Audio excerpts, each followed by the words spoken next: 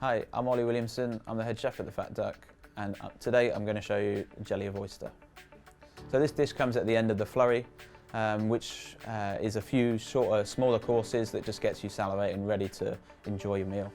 So the inspiration for the dish is something that was kind of a peasant food, then elevating that with very interesting zingy horseradish, passion fruit, some lavender, which you probably wouldn't expect to be there, and long pepper, just to kind of cut everything with interesting texture and balance. So first off, we're going to make the passion fruit jelly. So in there we've got some passion fruit juice, some pasteurized oyster juice. We just pasteurize that for 90 seconds, 90 degrees, just to make sure there's no harmful bacteria. Some fructose and a little bit of bronze leaf gelatin, just to stabilize it.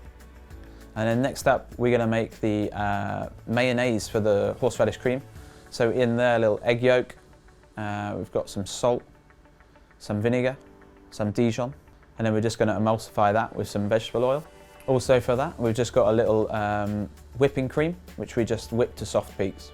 And then the third thing in the horseradish cream is the Coleman's horseradish. So then we just take the cream, we add the horseradish, we add the mayonnaise, and a little bit of the gelatin dissolved in the cream. We mix that together. So then we're going to take our long pepper tuile mix, which is an ice malt base. That's going to go, just get dusted over a silpat. So then that goes in the oven for a couple of minutes, and then we just remove that, let it harden up, and break it into nice pieces.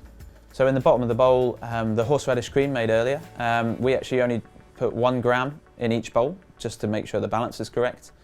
On top of that, the freshly shucked oyster, just cut in half, so it's easier to eat. Also that jelly, we test on a refractometer, so it needs to be around 14 degrees Beaumet, just to make sure it's not too acidic, not too sweet, and all the balance of the dish is in play.